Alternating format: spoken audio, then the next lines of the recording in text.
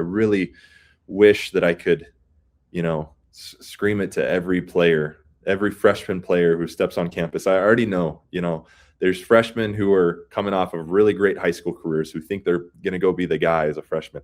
Listen, it's not going to happen. There's going to be tough times, but if you can have that approach and you can give things up and in order to try and go win and try and do it as a team, like those are the magical moments.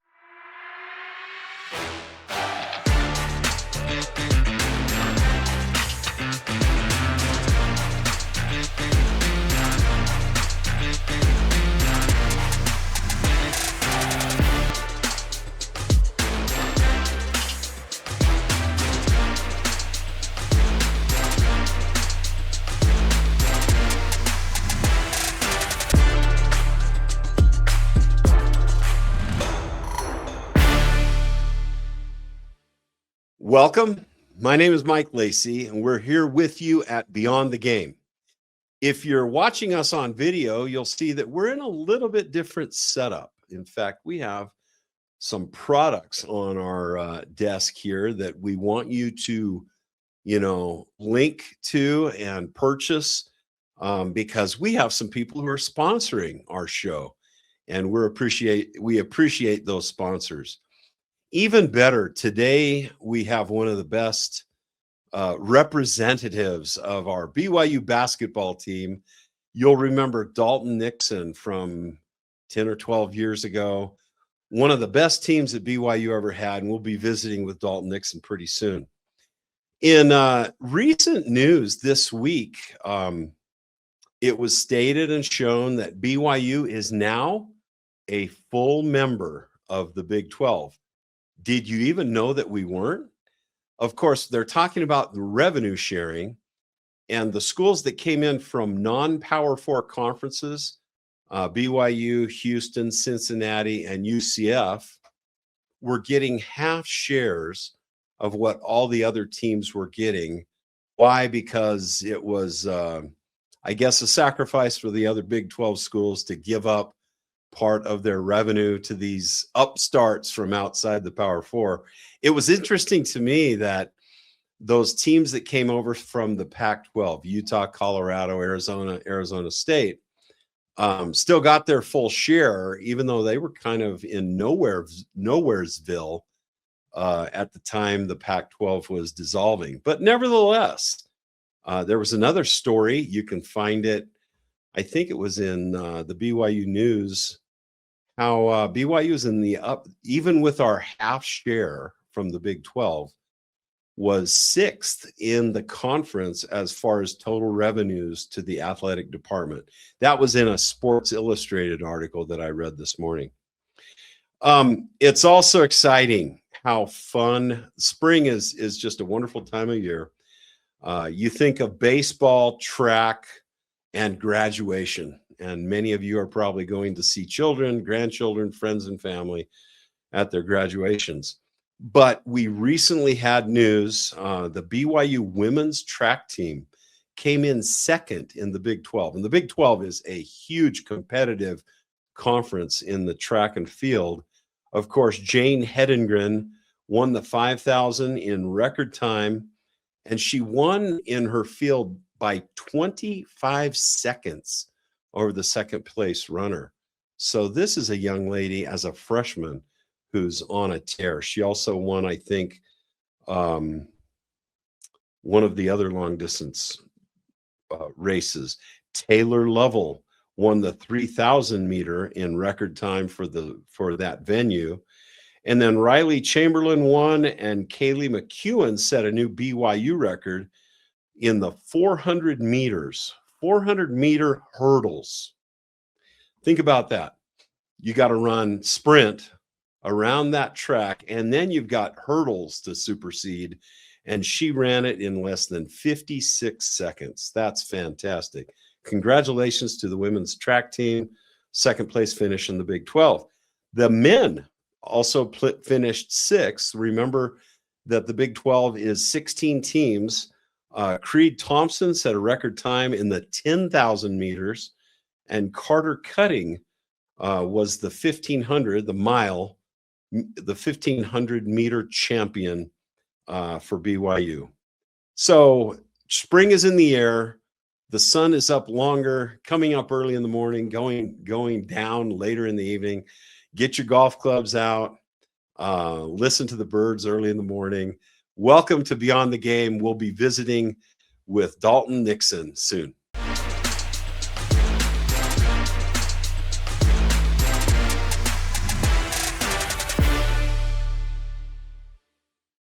Construction projects are hard. Managing teams, risk, payments, and financing can be overwhelming. At Ko-Fi, we are a direct lender specializing in builder loans, providing the capital you need with the speed and certainty you deserve. Plus, our platform makes accessing those funds predictable, safe, and fast. Contact Ko-Fi today to discover flexible builder financing designed to support your project from groundbreaking to completion so you can focus on what you do best, build. Go to kofilending.com/loan programs. Beyond the Game is all about stories from athletes who have accomplished greatness on and off the field. To do that, you need the right fuel. Perk Energy gives you the energy that you need without the crash. That's because it has protein, vitamins, antioxidants, and incredible flavor. So if you're looking for a new morning ritual to get you out of bed, go grab Perk at perkenergy.com or at Costco, Harmon's, and Macy's in Utah. Perk Energy, you will look forward to drinking it every day.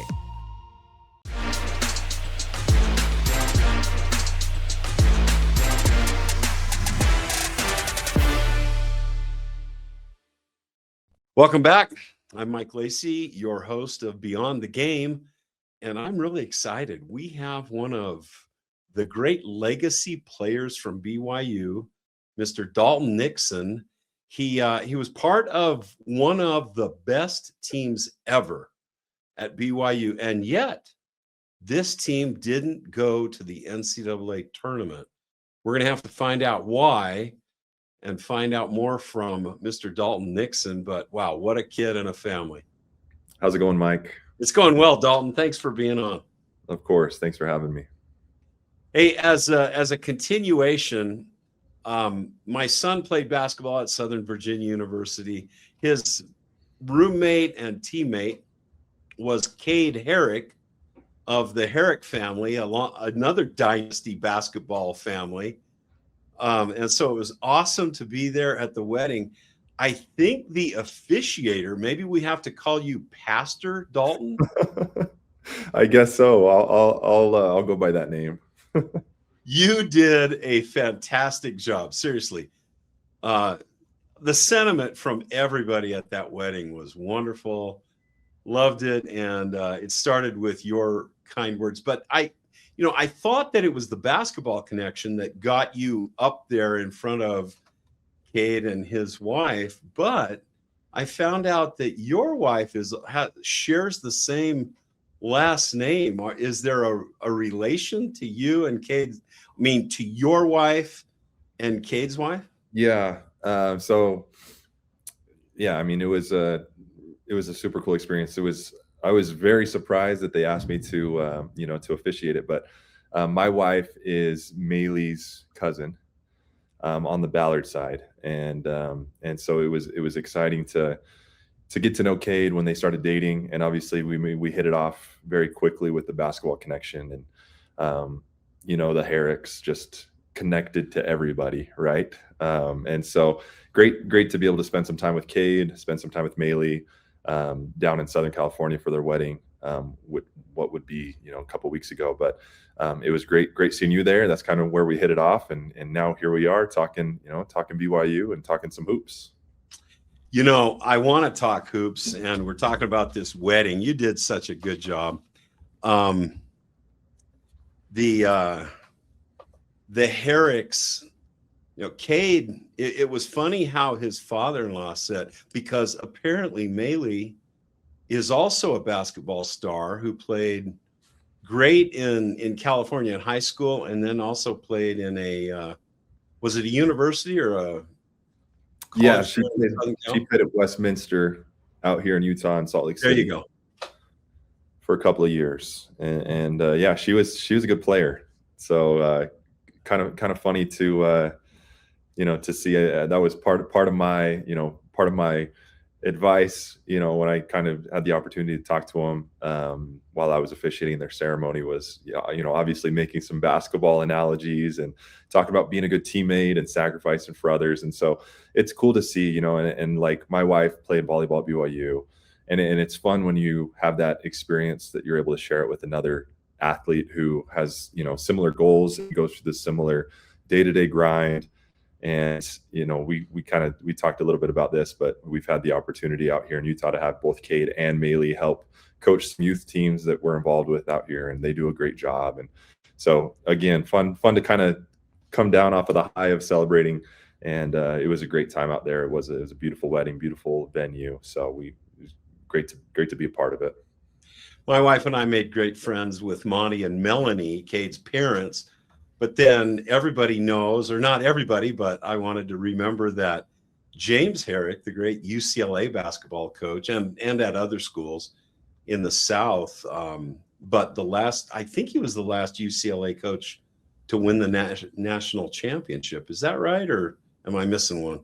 No, I can't remember who would be if it wasn't him. But yeah, I was a little starstruck. I hadn't met Cade's grandpa, Coach Herrick, and being in the coaching profession now, at least being involved at the grassroots level, it's cool to rub shoulders with the great Jim Herrick. It really was, and what a good man with a nice West Virginia drawl, but wisdom all over him. You feel almost like you're in John Wooden's shadow when you're with James Herrick. No, it's true. Old school coach. You always wonder. Yes. You see the Nick Sabans and the Roy Williams, and it's a different day and age with college coaching. But he was one of the few greats that was able to kind of preserve the purity of a team and playing for the team, and that was kind of his MO. So cool to see him, and that was the first time I had met him out there at the wedding. Cool. All right, you mentioned something about Maylee and her family and basketball, and I don't know, the purpose that we have with Beyond the Game is to kind of discuss the lessons learned from sports and how those apply to life, our families, our careers. And you went through a lot of grind, but you also had some awesome experiences. Not only that BYU team, which I want to get to in a minute, but state championship at Orem High School. Is that right, Dalton? Yeah, that's right. 2012, 14 years ago, state champs. So had a good high school career at Orem High. And what's funny is a lot of people, they see, whether they read up on it, they see the state championship at Orem High. But what many don't know is my senior year, we went to the state championship game, and this is a story to tell. But had one under my belt, go to the state championship game my senior year, and we were playing against Bountiful, who had Sam Merrill, who's killing it right now in the NBA playoffs. They had Zach Celius, who was a teammate of mine at BYU. So they had a good team, and we had a good battle in a state championship game that came down to me getting fouled with a second left on the clock, going to the free throw line, down one. All right. Yes. Oh, down one. Down one. I mean, that's the dream almost every boy, including me, a football player, had working out in my backyard. Okay, so tell us, were your knees rattling or? Yeah. Or how did you feel? I mean, so it was a weird feeling, throughout the season, I probably had 2 or 3 games that were either game winning free throws or game sealing free throws. So I was familiar with the position of, okay, balls in my hands, laid down the stretch, but I go to the line, and it was kind of a shooter. Yeah, and I'm a shooter, right? So I mean, I probably shot 80% from the free throw line my senior year, and I go to the free throw line, and I think everyone in the crowd, including the Bountiful side, was like, game's over. We lost it, right? Go to the line, hit 2 free throws, 1 second left, it's game over. Well, I go to the line, and it was at the Huntsman Center up at the University of Utah. And the way that it worked was our classification had their state championship game And then on the back of ours would be the higher classification. So the 5A classification was Lone Peak. And so because our game was coming to an end and they were probably an hour or so away from the Lone Peak game, you start having some of the fans for the next game come pile in up top. And so, I mean, it was an absolutely full arena as I'm going to the free throw line. And I missed the first one. I missed it long. And then Bountiful calls a timeout. We go to the line. And, I wasn't thinking anything of it. I was like, dang it. But at the same time, I'm like, hey, I'll knock this in. We'll go to overtime and we'll go from there. I come back out on the floor and go through my regular free throw routine. I let it go and it goes in and out. And they get the rebound, buzzer sounds. And that's how I ended my high school career, was missing 2 free throws to have an opportunity to go win a state championship game. And so, it's funny because it's like, so, beyond the game, you think in the moment, like that's everything that matters, right? You missed 2 free throws that could have won. And I made a post on social media about this in March as the state tournament was approaching. Is there's so many things and lessons that you learn outside of the pursuit of trying to go and chase a championship. And as I look back, obviously it hurts to not have won a state championship game, but the experiences and the relationships that you make with your teammates, the time that you get to spend and the relationships you build with coaches, those are the things that, as I look back 10 plus years, those are the things that lasted. And those are the things that I'm able to take away from it. Regardless of a win or a loss, those things are really valuable. So again, cool to finish my high school career. And obviously in the moment, as I transitioned to my career at BYU, I had even more motivation to become a better free throw shooter and a better shooter in general. And I was, I'm proud to say that going into my freshman year, I was 100% from the line, with my limited attempts, but still, roughly 20 attempts from the free throw line as a freshman, and I hit every single one of them. And that was just kind of a testament of getting back to work and, focusing on something and being able to overcome adversity. But yeah, I mean, I think my career, both in high school and in college, was a good example of, a roller coaster ride. And when things are good and when things are tough, still trying to have the same approach. And then, as I look back now, I'm 6-7 years removed from college game. I'm in a situation of coaching young athletes, elementary, middle school, and high school, preparing them for the next level. It's cool to be able to have those experiences that you draw on as a player and now be able to try and, distill a little bit of knowledge and the experiences that you've had to the next generation. What a memory, though. I mean, I'm glad you brought that up, because winning a state championship in an earlier year and then standing up there in the Huntsman Center with it virtually full, and I'm sure you knew a lot of those people from Lone Peak and the other team that was playing in the 5A championship. But then to remember that, and how else do you apply that to, what do you tell the kids when they get up there at the free throw line?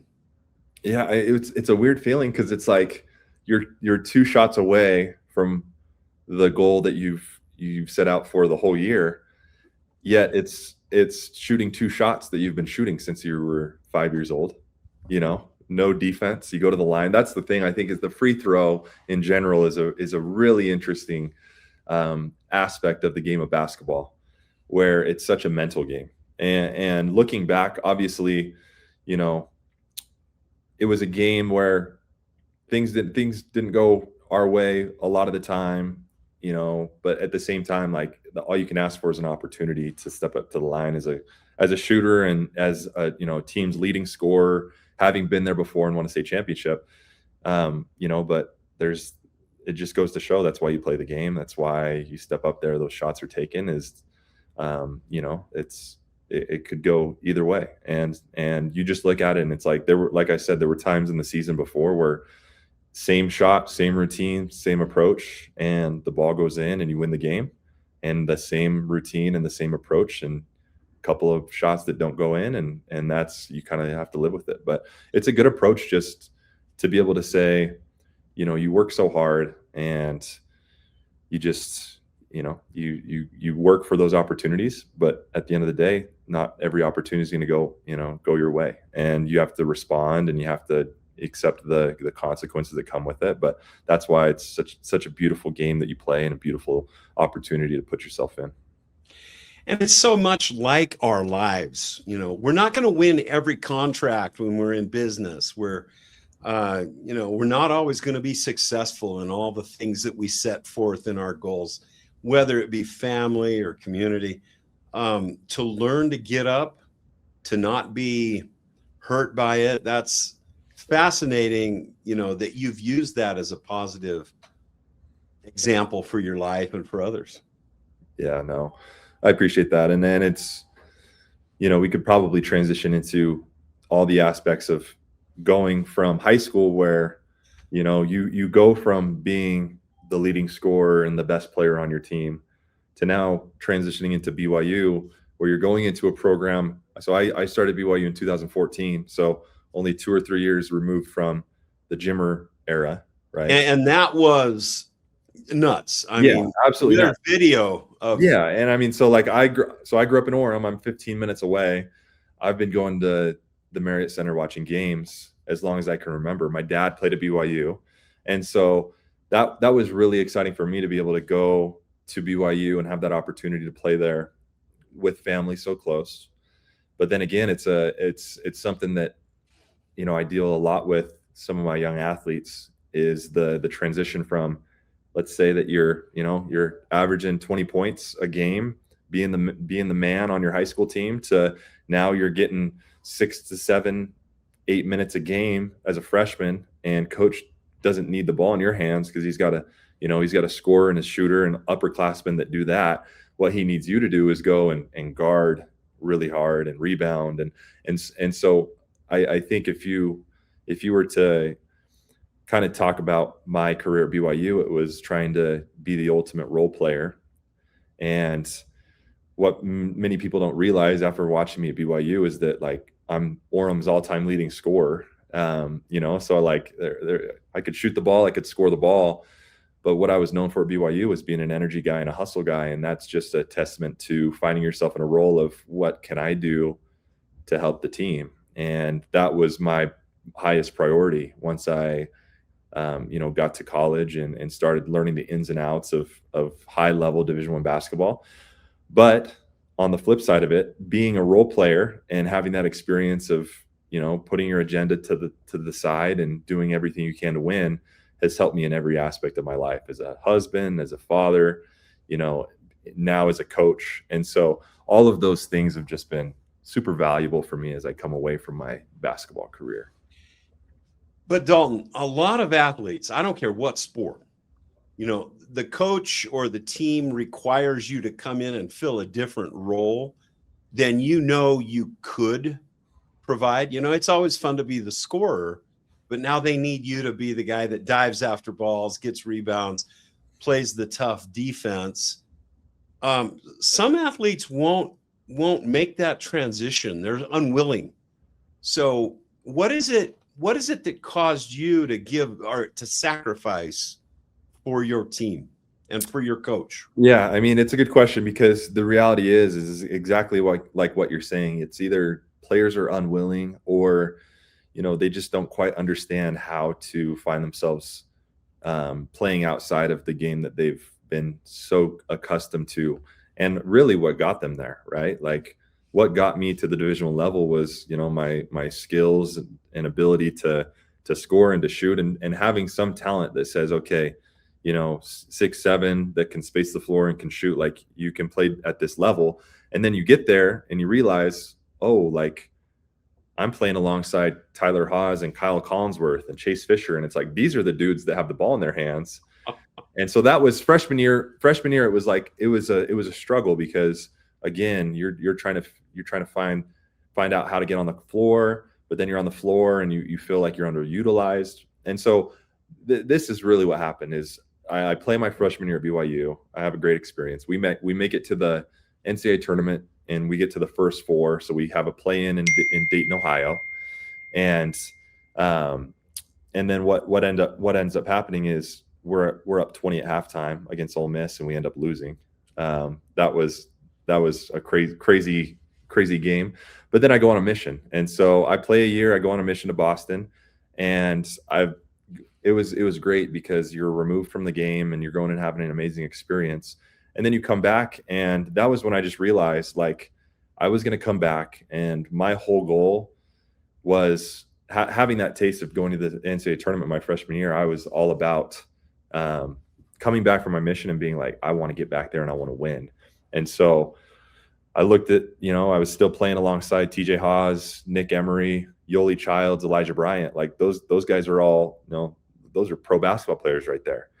And so again, found myself thinking, okay, how can I help this team win? And it was being an energy guy, diving on the floor for loose balls, taking charges, rebounding. And so it was weird to go out of your comfort zone of what you're so familiar with, but then to have some success and to have some team success, that was really where I fed off of it. And then, I think a couple of coaches were really instrumental. Heath Schroyer was there as a coach who was a really tough, hard-nosed coach. And I really gravitated toward his energy and his passion. And that's kind of where I leaned into a defensive identity, and that got me on the floor. And then again, my senior year, Coach Pope gets the job after Coach Rose retires. And I had a stint with Coach Pope when he was an assistant for Rose my freshman year. And so having a full circle moment, having some familiarity with Coach Pope, I come back and I was just like, look, this is my last crack at this thing. I'm a senior. We have a really good team ahead of us. And I was just like, look, I'm going to put everything aside, and I'm going to have one goal. And my goal is to win. And that's why that team was so special, is because when you not only have one guy doing it, but you have 3, 4, 5, 6, 7 down the line that all have the same goal in mind and have no agendas. I think that's what made it special. And that was kind of, my roller coaster ride of a career. I want to touch on that team in a minute, but go back to your legacy. You don't have to be as old as I am to remember a guy named Kevin Nixon playing for BYU, right? Yeah. And so you're a legacy player. Your father, I remember, started and did so well. What kind of impact did your father have on your basketball career? Not only, in the younger years, but then when you're at BYU and some of those decisions that were hard to make. Yeah. So he was always my coach growing up at Orem High. He was an assistant coach. So that was one of my biggest blessings in life, was having him in the gym with me so much. And even today, happy to be able to call them, business partners, and I coach with them, and we run our youth organization together, which has been awesome. But when I was at BYU, my dad's legacy and claim to fame at BYU is hitting the 1992 WAC tournament championship buzzer beater shot to send them to the NCAA tournament. Many BYU fans remember that. But the funny thing is, my dad was known as, he was known as a shooter. He could space the floor at 6'8", 6'9". He had good size. But our games are very different. I did have the shooting ability, and that was something that he really focused on, especially at my size, being able to step out and stretch the floor. But I really completely changed my game and redefined my game in college. And along the ride, one thing that I really admired about both my parents is that they were really, they were realistic with me. And even to the point where I felt like it was a little harsh at times. But even when I was having those conversations about like, hey, like I want to go to BYU, that's where my dad played. And I remember my mom and dad saying, now, okay, you realize Nick and TJ and Eric, they're going to BYU, right? And like, it was like, if you're going to go, like, it might look a little different than what you think. And it was great to be able to hear that from parents who said, look, that's great, we'll support you, but here's the reality is you might have your game might look a little bit different going to BYU as it might look somewhere else. But it was great to hear that, and to have them encouraging me, saying, hey, I remember as a freshman and even as a sophomore, hearing things from my parents who were both coaches, which helped them having that coach, background, but them saying, hey, like, these are the things that you need to do to get on the floor. You got to take a charge. You got to box out. You got to rebound. You got to talk. You got to defend. That's what I heard from my parents. And I think it's really rare to have parents who say, hey, no, like you got to do these things, stop complaining about your coaches, stop complaining about your teammates. You need to take responsibility and you need to figure this out. And I think in today's landscape, it might be the opposite, where the easy thing to tell people is that it's everyone else's fault. And the easy thing is to say, I'm going to transfer because I'm not getting the shots that I want or the looks that I'm getting. And that's where obviously there were times where you're frustrated and you wish that you had a bigger role, but there was never a thought in the back of my head that said, things aren't going my way, let's go somewhere else and see if there's another school I can go to. It was, this is where I'm at, this is where I want to be. I want to be a part of this program, and I'm going to figure out how to make the most of it. It's interesting with your size, skills, athletic ability, and, it's all state, multiple years. I'm sure that going to another program, you could have been a super high scorer and maybe starred in different roles. So I'm curious, you chose to go to a little bit bigger pond, in fact, a big pond with those big fish and those Lone Peak guys. That was an anomaly, 3 Division I type players at one high school. But the level of competition that you guys had and gave to the opposing teams was amazing. Do you regret going to that bigger pond with bigger fish, or do you ever have little daydreams of what if? I'm glad that you asked me that, because that was something that I got asked along the way. Like, people that knew me and knew my game were saying, you should be scoring more, like you should be shooting more.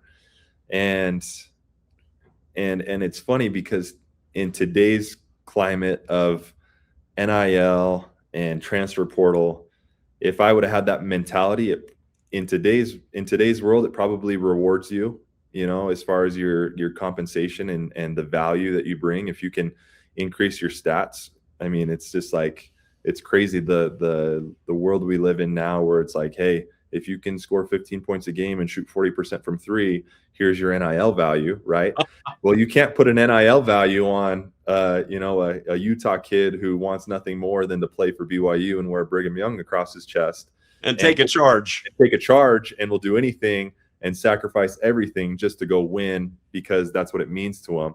And so that I think is what's unique about my game, but it's unique to BYU, because it's like, it did mean more that it was at BYU. And would I have liked to go and play a bigger role somewhere else? Like, yeah, that would have been fun. But at the end of the day, like, BYU meant so much to me that that's the program that I wanted to be a part of. And I would say this, I would say that sacrificing parts of my game and trying to play with no agenda, I think that it took me places on that 2020 team that wouldn't have been able to take me anywhere else if I had done it a different way at a different school. And I think that's the beauty of it. And I think, I talked to Coach Pope quite a bit my senior year, because again, I start the year as a starter in place of Yoli Childs, who is dealing with a 9-game suspension. And Yoli comes back, and I go from starter to role player. And one of the first games back coming off the bench, I have my career high. And it was kind of the beauty of, you give up your starting spot and in return you get your career high. And that was kind of my whole experience. And so I think let me interrupt you just for a moment, because I have a quote from Coach Pope. Because, let's remember that. Yoli Childs was out part of the season, which seemed unfair to him and to our school. And yet he kind of willingly came back. You guys were phenomenal. And here's this UNLV game. Mark Pope's quote is gold. He said, "You know what Dalton had to do to get a career high? He had to give up his starting spot and just give that last thing he's got going." I don't know why it brings tears to my eyes, because it's sacrifice. So I'll read it without tearing up like an old man, right? He had to give up his starting spot and just give that last thing he's got going right now to this game. There's not many players who are willing to do that. And that's probably more important than, some gold medals. I don't know. Yeah, no, I took so much pride in that. And it's funny because you have a little bit of tunnel vision while you're in it, right? Like I was just so hyper focused on being a part of this team and giving all that I had for my last senior season. But there is a lot of beauty as I look back and think how my approach really, like, you learn so much about yourself when the easy thing to do is to complain, and the easy thing to do is to wish that things were different. But it was a hard thing where you have to give up you have to give up your starting spot, or you have to give up you know having more shot attempts. And it's true, there's a lot of players that wouldn't be willing to do that, but I'm the example of, hey, players out there, college basketball players, if you find yourself in this position and you can give up those things and you can have that approach where you're willing to sacrifice, like I'm the example of, like, my life and my whole experience as a college basketball player being so much better because of it than had I transferred after my junior year and go and play for somewhere else and average, double digits somewhere else. And so that's just it. I learned so much from those experiences, and I do, like, it's something that I'm really passionate about. I really wish that I could, scream it to every player, every freshman player who steps on campus. I already know, there's freshmen who are coming off of really great high school careers who think they're going to go be the guy as a freshman. Listen, it's not going to happen. There's going to be tough times, but if you can have that approach and you can give things up and in order to try and go win and try and do it as a team, like those are the magical moments. And that's why, like I truly believe that's why that 2020 team was so special. It wasn't just myself that was in that position. It was, Zach Sellius was another player who started games earlier in his career, who was coming off the bench as a senior. Connor Harding was another one who was coming off the bench, and then even TJ, Jake, Yoli, Alex, Colby Lee, who was starting at the 5. It was just a special group, and we all trusted each other. We all looked around in the locker room and didn't think that anyone was out to try and get theirs. It was all a collective effort saying, we're going to go win this and we're going to win it together. And basketball's a team game. I mean, ultimately, the best game to watch is the game where the team is working together. I was a football player, baseball player, basketball player in high school. One of my favorite things, I don't know, it epitomized basketball, was the weave, in practice. Don't let the ball hit the ground. You guys weave through each other. You pass it to your teammate. And then in a game, when you get that same pass, there's just a joy about that assist going to the guy that makes the dunk or the layup that makes that game so beautiful. It is. And here's what I'll say, being out of the game for a number of years, being a coach now, coaching high school athletes, middle school, elementary school kids, what we're talking about right now is rare to find. And, it starts with the influence at home. I think that parents are instrumental. And like I said, like my mom and dad were so helpful along this process of, like, hey, you're getting limited minutes, make the most with the limits make the most of the minutes that you're given. Instead of, we see a lot of parents of kids that, even I've had experiences with, who, they want to come up with every excuse for their kid, and they want to blame it on the coach, and they want to complain about other kids shooting the ball more and my son's not getting enough touches. It's just what happens in today's world. And I think that's kind of what's become normal. And, I would love to see more parents who have that awareness and have that, that mentality of helping their son get through the hard times, by not saying let's avoid it and let's go elsewhere, but instead let's figure out how to make the most of what we can do with what we have right in front of us. But I can still yell at the refs. You can still go ahead and yell at the refs a little bit. That's still acceptable. Well, no, but your point is well taken, Dalton, and thank you. Now let's get to the gold here, because your team, and you named these guys, and I remember Colby Lee. He was the guy that I wasn't remembering, but that little kind of touch shot he had around the rim. Oh yeah. So anyway, that was a fantastic year. I was in finance, and so we used what's called Monte Carlo analysis to project the future of a stock, a portfolio, a financial plan, whatever. And I remember your team, wasn't it your team where they ran the analysis? I think it was ESPN, and you guys came out as victors of the hypothetical NCAA tournament. Yes. Yeah. So I mean, that's what we'll tell everyone would have happened, right? If we had played the NCAA tournament. But no, that was a special group, and the whole year, to kind of bring you from the beginning. We knew that Yoli being gone was going to be a big blow to the team.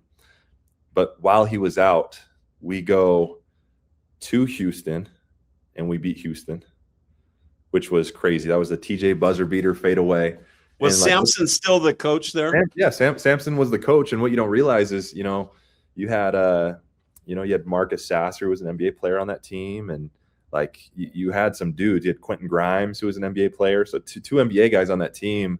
That was before the Big 12 days of Houston, but they've still, they had an incredible program, and we beat them at their place.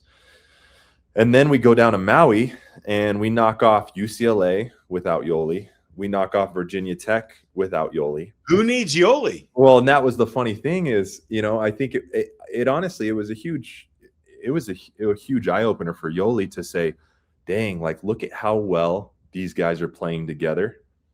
And I'm going to come back, and yes, I'm so excited to play, but let me not mess this thing up. Oh man, that would be a little bit of a challenge. And I remember, what's funny is, early on, like, we had a little bit of troubles, a few of the early practices and even the early games of like throwing Yoli back in the mix. But it was really good for him to see like this group can win games without you, and I had a great relationship with Yoli, and we were roommates while we were on the road. And so we would always, talk about his anticipated return. But it was really good for him because adding him to the mix helped our team so much. Some of those games that we lost early on, with him there, it's a different story. Yoli's one of the best players I've ever seen play the college game, where you could walk into a game and say, Yoli's going to get a double-double. He's going to score 17 points and get 11 rebounds like that.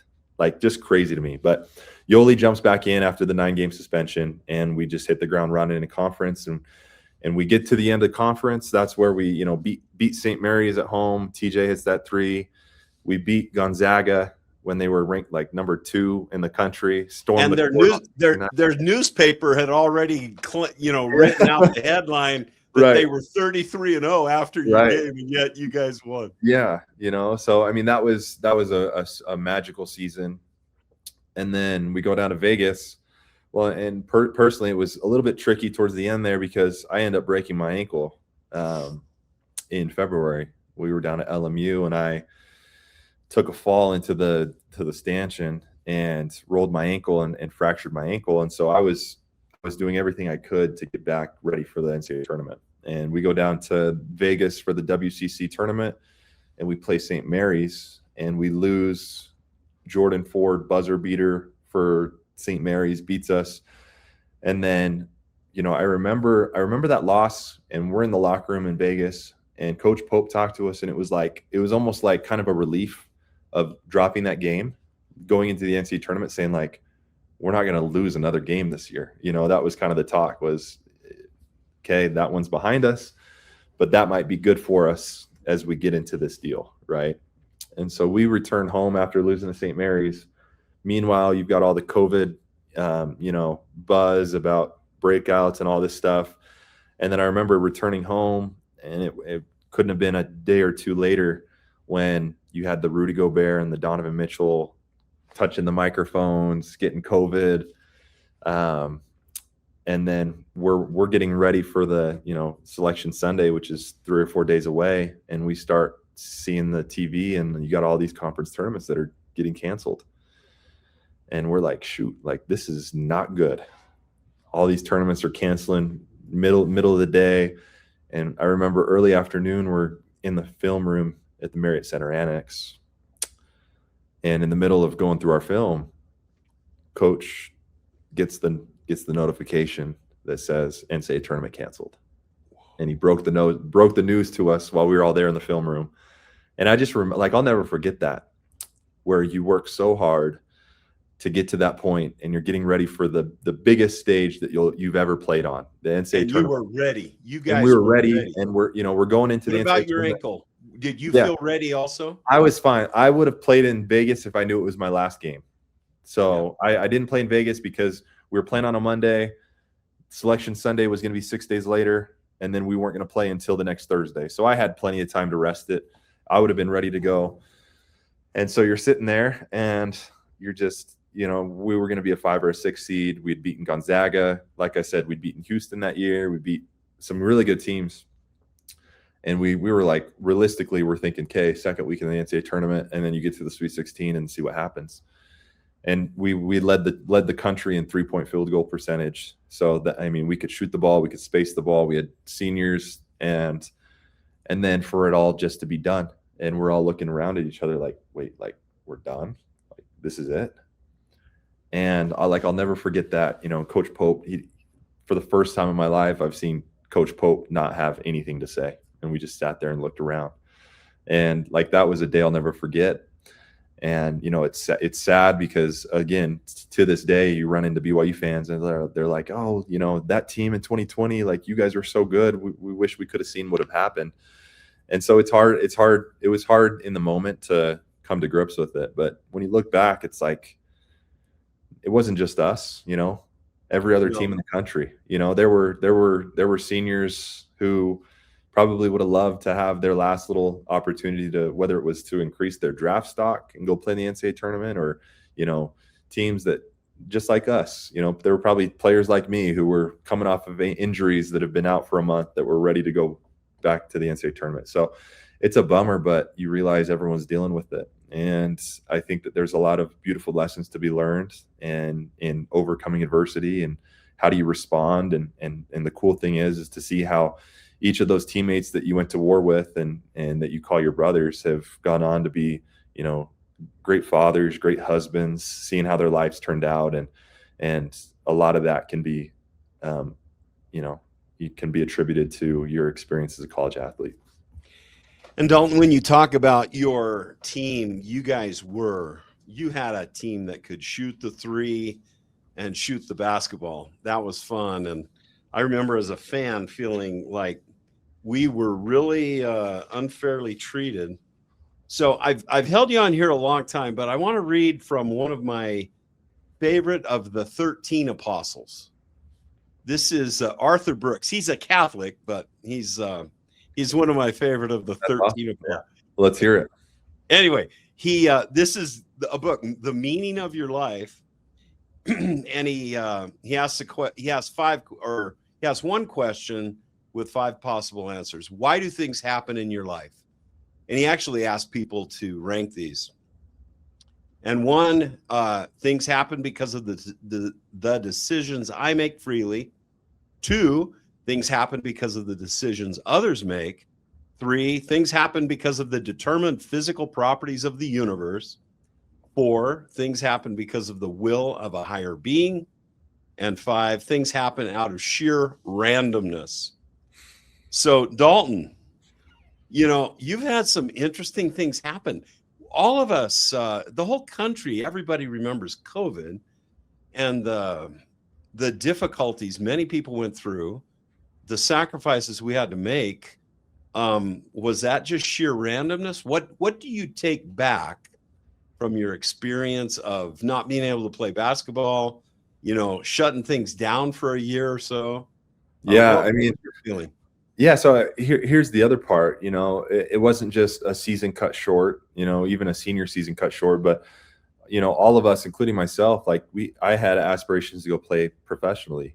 It's something that my dad did for a number of years overseas. And so as I was approaching the tail end of my senior year, that was something that I was going to explore heavily after my senior season. Well, with COVID, what ended up happening was just limited opportunities. And, you would see veterans that, were back on rookie deals just because of the financial instability of some of these countries with lockdowns. And so it was something that just wasn't in the cards for me. And that was something that was hard for me to get to the point of not only is your college career done, but you're done, right? Like you're playing church ball now. Like, how much was basketball your identity? What did that do? Yeah, it was hard. I remember some days in the spring and summer of 2020 just not even knowing who I was anymore, realizing that it wasn't like you're going to the gym to get shots up because you're preparing for the next season.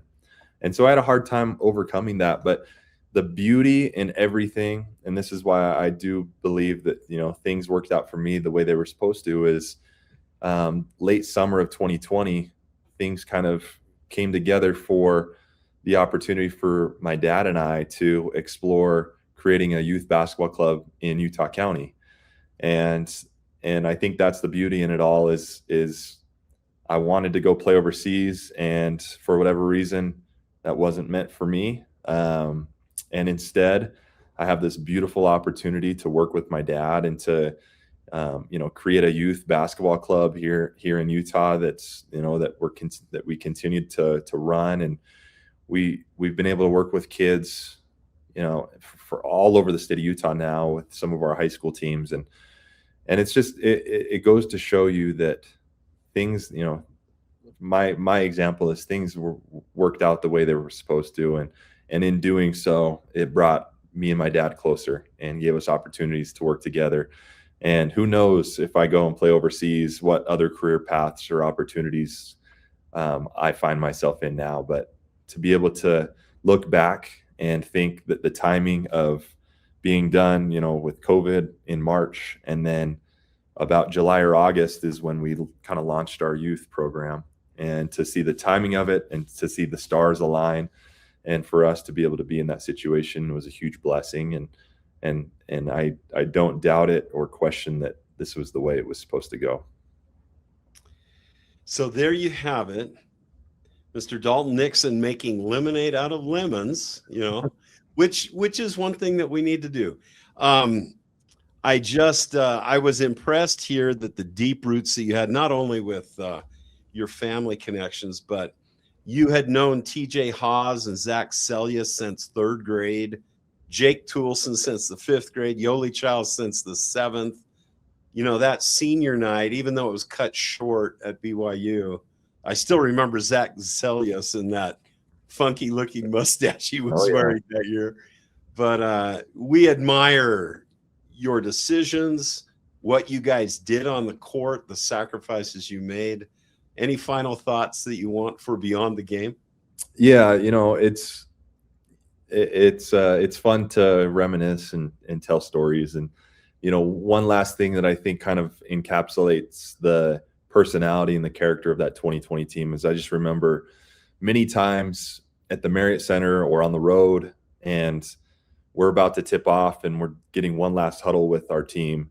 And I just remember, Jake Toulson and other players just like talking about there's people in the stands, there's people watching this on TV who need to be inspired, who need something to look forward to. And like, that's why we did it, was for fans and for people that needed some hope and some happiness. And I think it's one of the last, I feel like my time in college was one of the last groups of like the purity and the love of the game. It's changed so much with NIL, but like we really, a lot of college athletes are making a lot of money nowadays, and we were all broke college kids that loved to hoop and loved each other, and we made something special out of it. And that's what I hope that we're remembered for, and that's something that I'll never forget. You were some of the best amateurs. Thank you. I just want to remember, do you still get to any football or basketball games at BYU? Yeah. Try to go to basketball and football games each year. What about that? What Turbulence song that they play near the end of the game? I mean, it's still a pretty exciting environment. It is super, super exciting, and it's still fun. The cool thing now is to continue to be connected, to the programs. My wife being a volleyball player, we go to volleyball games, we go to basketball games, we go to football games. We'll be Cougars for life, and we're super blessed for our time at BYU and for the experiences that we've had playing our sports. And there's not very many days or weeks that go by without, talking about the times that we had together, and it's fun to connect with teammates and coaches, and I think that's the beauty, and I think that's the whole purpose beyond the game, is that there's so much more that happens outside of the lines that go so much farther than the wins and the losses, and that's why we love sports. That's why everyone that's involved in a team just yearns for that experience and that brotherhood, and something that I'll never forget at my time at BYU. And Dalton, you've shared those beautiful thoughts with us today. Thank you for being with us on Beyond the Game. Of course. Thank you, Mike.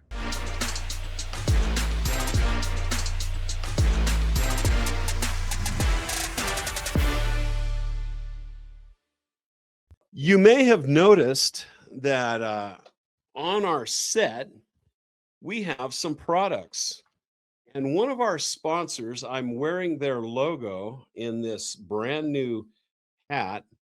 I didn't have to purchase it, but Ko-Fi is a construction projects financing company.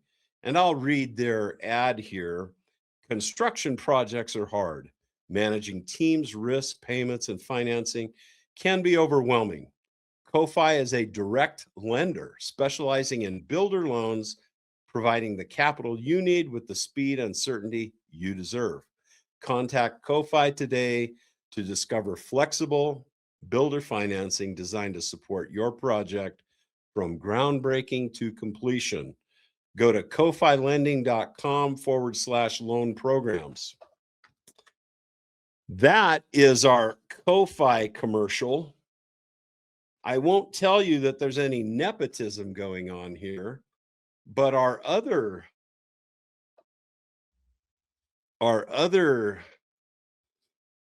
sponsor is the second of two sons that are helping sponsor Beyond the Game. This is a son that works for Perk Energy. Now, I mixed one of my favorite drinks. The thing about Perk Energy is that it has the best flavor with zero sugar.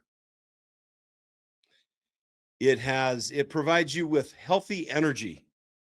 It gives you fuel. Doesn't give you fool. It gives you fuel with protein, vitamins, and antioxidants. I'm serious. This is a root beer float. I mix 1/2 of the cup in milk, 1/2 of the cup in water. The milk is my substitute for ice cream. I plug in the root beer flavor Perk Energy, and it tastes just as good as a root beer shake or a root beer float. Thank you, Perk Energy and Ko-Fi, for sponsoring Beyond the Game. I want each of you to recommend this to 1,000 of your favorite friends, because you will not be disappointed.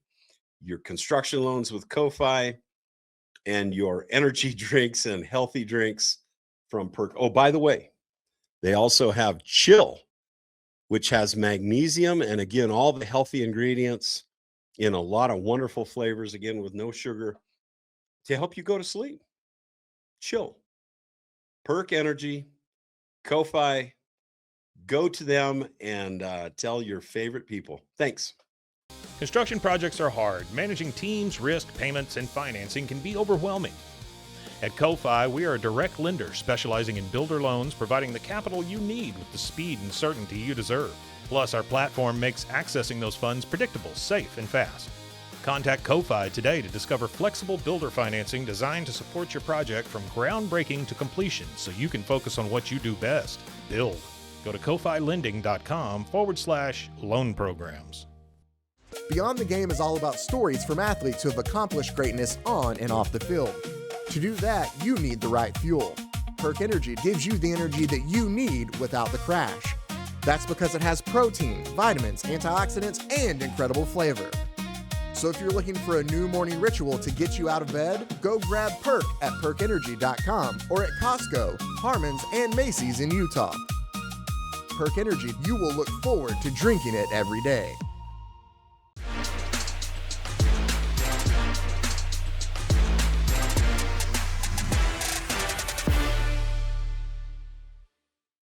What a good young man Dalton Nixon is. I loved that interview. That was inspiring. It gave us lessons that I think apply to everything. And I love what he was able to share with us here on Beyond the Game. We're here in the spring. I'm taping this on Thursday, May 21st. Hopefully, this will get out to you tomorrow. But if not, then early next week. I had something I wanted to share. It's a video clip, but it lasts 17 minutes. I spoke with Dalton about and I was tongue in cheek, please forgive me. One of my favorite 13 apostles is Arthur Brooks. He's a wonderful speaker. He's spoken at BYU multiple times and has an affection for our school. But of course, he's a Catholic, and how can he be one of the 13 apostles? For me, he is. He gives me counsel that I appreciate as well as from an apostle. But here, all right, we're going to have to say they're 14 apostles now, because Eric Church, I saw a video. It's 17 minutes. It's another school that's another shade of blue, North Carolina. And Eric Church, the famous country western singer, owner, I think, of the Charlotte Hornets, gave a graduation speech that I believe everybody should hear. Please listen to this. I will link it in the bottom of our show notes, wherever you see this podcast. Go to his podcast, or not podcast, go to his YouTube link that we share with you, and love that. And by the way, please love or like what we do here. We want to keep bringing these messages of good to all of you, wherever you might be. So here we are coming into the Memorial Day weekend. Have a wonderful weekend. Happy springtime, going into summer. I'm joyful. The birds are out singing early in the morning. Let's enjoy this Eric Church video, or listen to it. And until we meet again, have a wonderful weekend, Memorial Day weekend. Thank you.